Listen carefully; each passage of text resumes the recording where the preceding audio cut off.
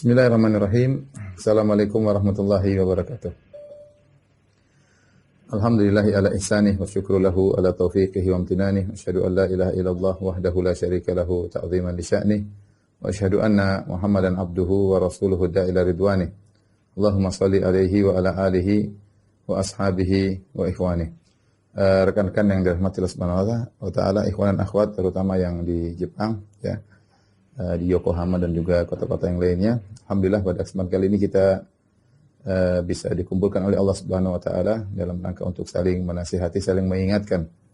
Dan topik yang akan kita bahas yaitu bagaimana agar hidup kita lebih bermakna. Sebenarnya saya sudah pernah punya pengajian dengan topik yang ini, dengan topik yang sama, dan insyaallah inilah bagian kedua, kelanjutan dari yang pernah saya sampaikan dulu tentang bagaimana agar menjadikan hidup kita lebih bermakna, karena kita sadar bahwasanya umur kita tidak panjang ya, umur kita terbatas, kemudian kemampuan kita terbatas ya untuk beraktivitas ya, kesempatan tidak lama, karenanya waktu dan kesempatan dan umur dan kemampuan yang terbatas ini hendaknya kita manfaatkan dengan sebaik-baiknya. Karenanya para sahabat dahulu mereka menyadari akan hal ini, sehingga mereka sering bertanya kepada Nabi SAW, ayul a'mali ahabbu ilallah. Ya Rasulullah, amalan apa yang paling dicintai oleh Allah Subhanahu wa taala? Atau dalam riwayat yang misalnya ayul amali afdal, amalan apa yang paling afdal ya.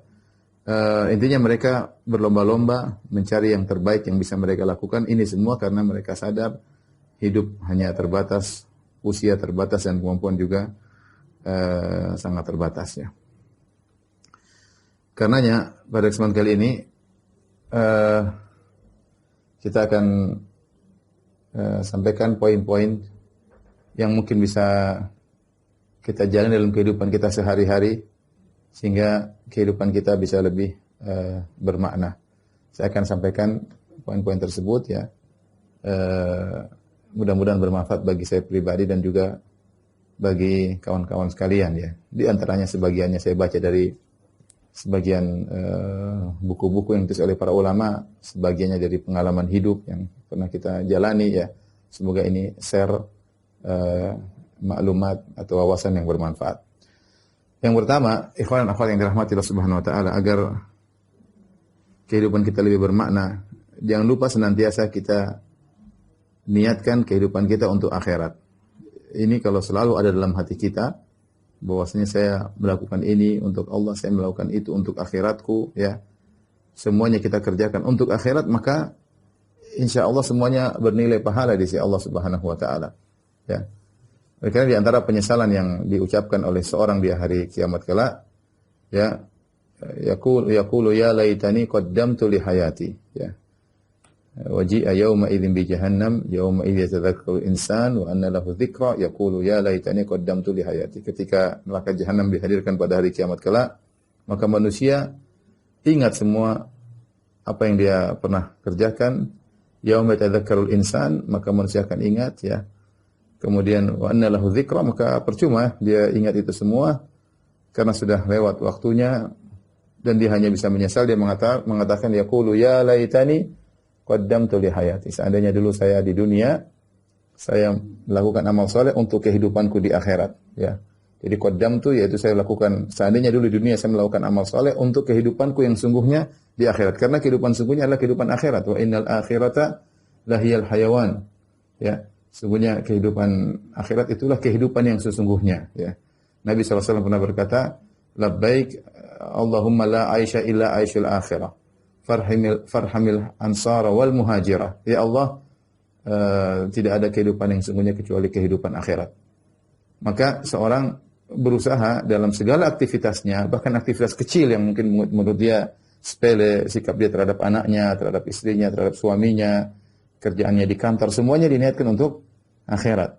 Ketika diniatkan untuk akhirat, maka kehidupan dia benar-benar bermakna. Ya. Apa yang Allah berikan kepada dia, tujuannya untuk akhirat. Dan itulah nasihat yang diberikan oleh kaum Nabi Musa yang salihin kepada Qarun ya, ketika mereka berkata wa bataghi fima ataqallahu daral akhirah wa la tansa nasibaka minad dunya. Jadikanlah apa yang Allah berikan kepadamu untuk sarana mencari akhirat. Jadi untuk cara mencari akhirat dan jangan lupakan bagianmu dari dunia. Artinya kita menikmati dunia oke, tapi fokus segala kegiatan kita untuk akhirat. Maka sungguh indah jika suami istri orientasinya sama-sama akhirat, ya. Sama-sama apapun aktivitas yang dilakukan, yang jadi pertimbangan utama bagaimana ini berkaitan dengan akhirat, bagaimana hal ini berkaitan dengan akhirat kita. Itu yang selalu menjadi pertimbangan. Mau beli ini, mau beli mau aktivitas ini, pertimbangannya selalu akhirat. Bagaimana dengan akhirat kita, akhirat istri, akhirat suami, akhirat anak-anak. Itu yang selalu jadi pertimbangan. Maka orang yang seperti ini boleh saya katakan argo pahala jalan terus dalam setiap aktivitasnya dan Allah akan mudahkan urusannya. Dalam hadis dari Anas bin Malik radhiyallahu anhu Rasulullah SAW bersabda, "Man kanatil akhiratu hammahu." Siapa yang akhirat merupakan fokusnya, tujuan yang menjadi kerisauannya adalah akhiratnya, ja'alallahu ghinahu fi qalbihi. Maka Allah akan menjadi rasa cukup dalam hatinya. Wa jama'a lahu syamlahu, dan Allah akan mengumpulkan perkaranya yang tercerai-berai, Allah kumpulkan baginya. Itu Allah mudahkan urusannya. Wa atatud dunya wa hiya raghimah, dan dunia akan datang kepadanya dalam kondisi tertunduk, ya. Wa man kanatid dunya hammahu, dan sebaliknya barang siapa yang dunia merupakan fokusnya, menjadi perhatiannya, menjadi keresahannya selalu dunia, ja'alallahu faqrahu baina ainaihi, maka dia akan senantiasa merasa kurang.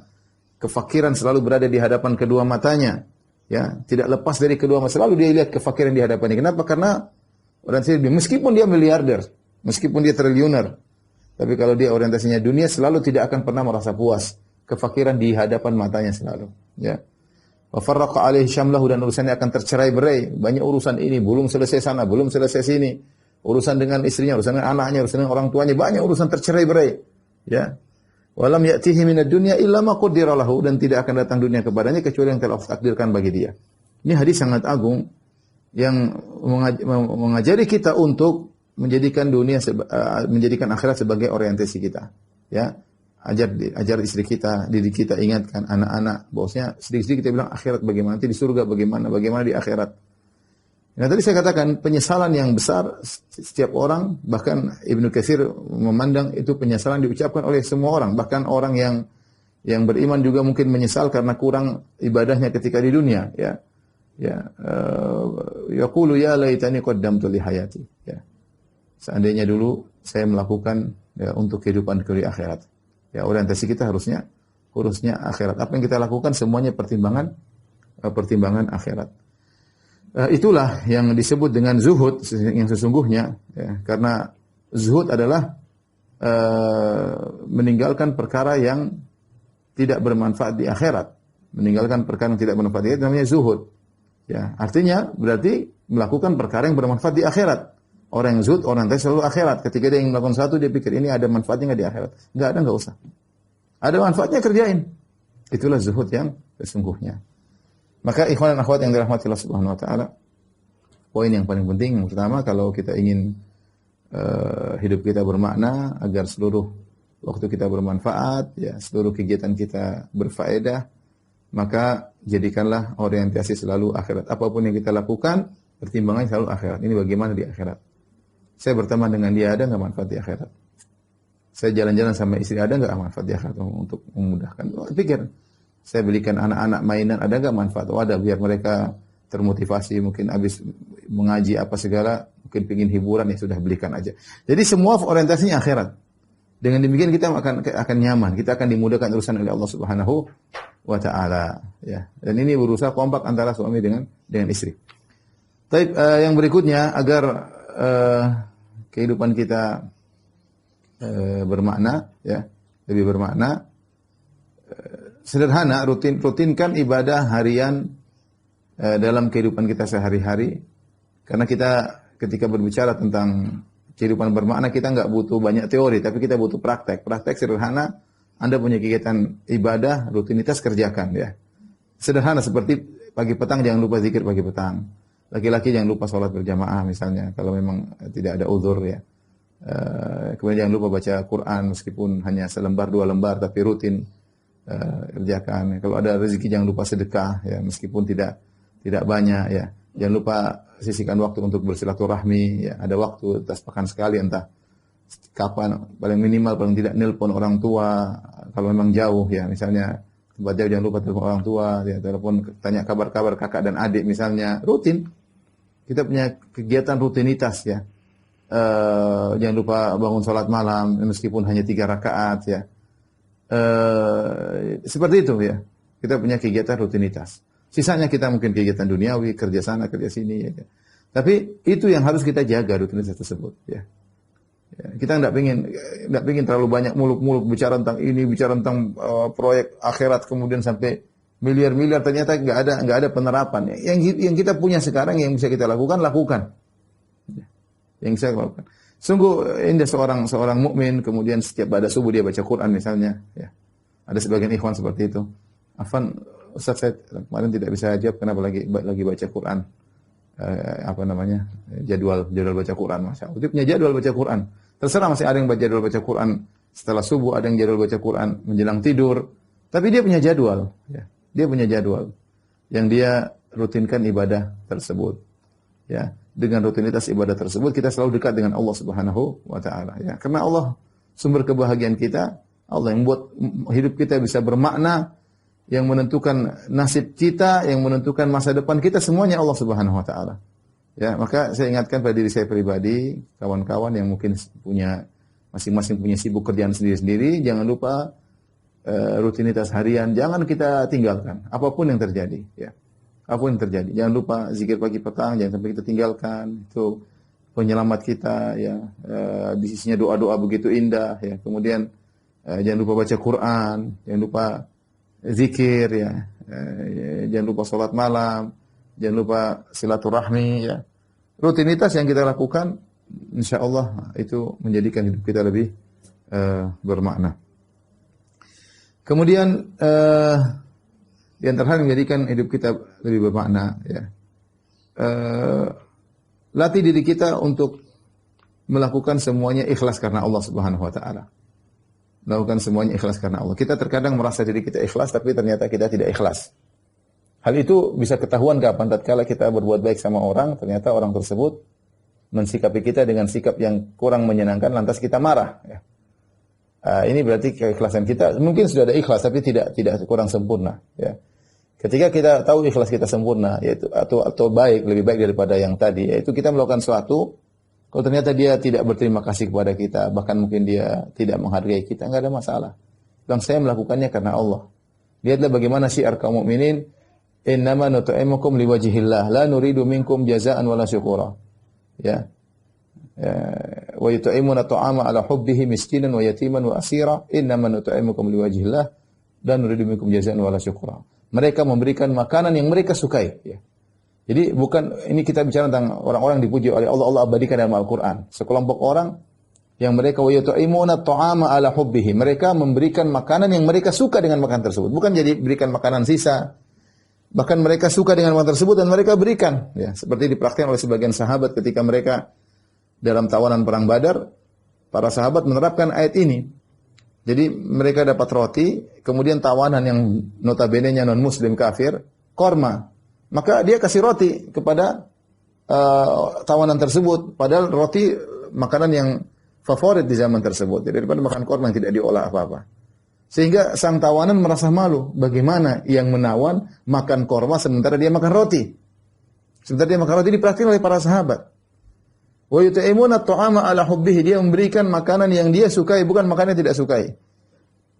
Ya, tapi dia memberi makanan tersebut karena Allah. Ya. Innama nut'imukum liwajhillah. Kami memberi makan kalian karena Allah. La nuridu minkum jazaa'an wala syukur. Kami tidak butuh terima kasih, tidak butuh balas budi dari kalian. Ini harus kita tanamkan. Jadi agar kita bahagia, kita melakukan apapun karena Allah Subhanahu wa taala. Ya, contoh misalnya kita berbuat sama kawan, ya. Mungkin kita menyenangkan hatinya, tapi tahu-tahu dia balas kita dengan pengkhianatan misalnya, sudah enggak apa-apa. Enggak apa-apa, yang saya lakukan dulu bukan karena dia kok, saya karena Allah Subhanahu wa taala. Udah jauh-jauh kita mungkin berbuat baik sama kerabat kita, sama kakak kita, adik kita, ternyata dia malah jelek-jelekin kita, malah ngomongin kita buruk di belakang. Enggak apa-apa. Kita latih diri bahwa saya melakukan ini bukan karena ya kerabat, tapi karena Allah Subhanahu wa taala. Ya, saya tidak menunggu terima kasih dari kalian, saya tidak butuh balasan dari kalian. Nah, saya katakan tadi, banyak kita di antara kita, mungkin termasuk saya bahkan, Kita merasa diri kita sudah ikhlas, tetapi ketika kita diuji, kita tahu ternyata kita tidak ikhlas.